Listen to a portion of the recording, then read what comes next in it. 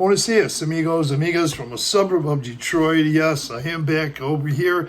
I had to come back to do some medical and visit a relative, but I will be back sooner than I was the last time I came here. Now, I want to talk a little bit about a video that I uploaded. It's about how you can obtain a Mexican driver's license, and it is a very simple process. Now, I did make a couple mistakes. I'll tell you about that, but you can enroll in a class, one class. It's about 60 or 90 minutes. I can't remember. It was almost a year ago.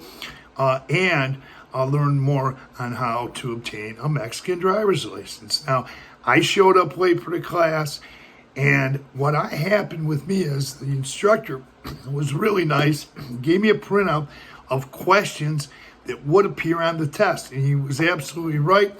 The questions that were on the test were from this pamphlet, or rather these pages that were given to me, this information. Now, here is a study guide. It's really simple. It gives you questions and answers that you'll need to know before taking the test. So I felt really secure, a lot more secure going into taking the test, being that I had this pamphlet. Once again, I showed up late for the class, and I was given this package of information. And in this package of information told me all the documents I would need to bring down there in order to take the test. Now, one thing I did too, I made a mistake that day. I showed up, I had forgotten one of the documents that were listed on here, so that was all my fault. I had to go back a couple days later, in which, after finding that document, I brought my immigration attorney with me, and she came over there, helped straighten it out, and I was able to take the test. Now, when I took the test, it was only 10 questions, and it was pretty simple. And they came, actually, they were in this study guide of this brochure, or this packet that I got. So, that was really good. Now, there are a lot of similarities with the rules in driving in Mexico that there are in the U.S. A lot of similarities, but there are some differences. And I was well aware that there are some differences, having been in Mexico for a while. So what I did is I wanted to get as much information, as much knowledge as possible. So that's why I enrolled in the class. And I found out that I got a lot of good information. Once again, gave me all the information of all the documents I need to take down there with me, give me a list of street signs and different things like that. Also, you can get the questions and the answers that will appear on that test.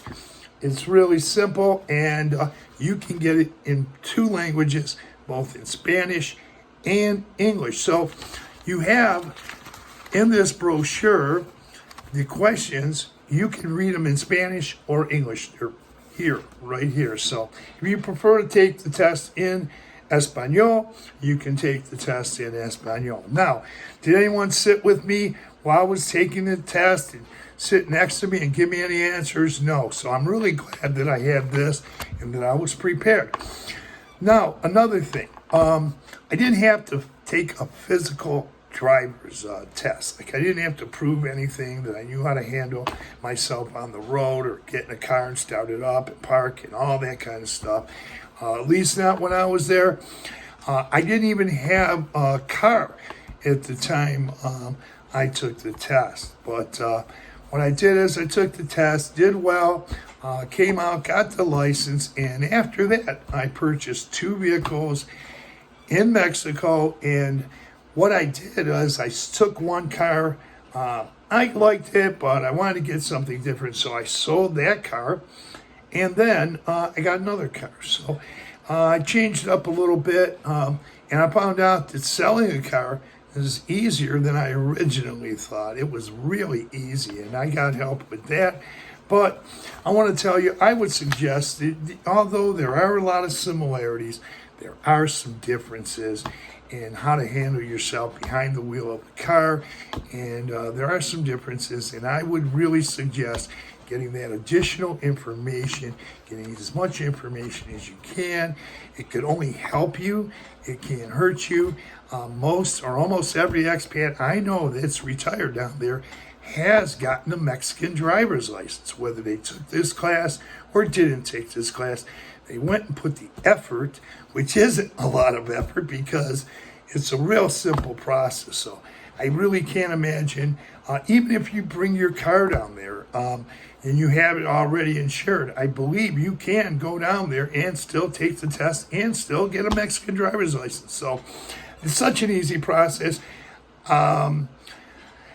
I would suggest enrolling in the class. Although I showed up late, I got a lot of help, and I got all this extra information. And once again, there are going to be a lot of similarities, and you can get by without getting a Mexican driver's license on your U.S. license. But by enrolling in this class, I got so much additional information, and I really feel really a lot more secure and have more knowledge of the roads and of what it takes to drive in Mexico. So with that, I'm happy to put up this video.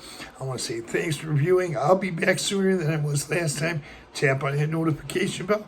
You'll be notified of upcoming videos. Thanks for viewing. Adios, amigos.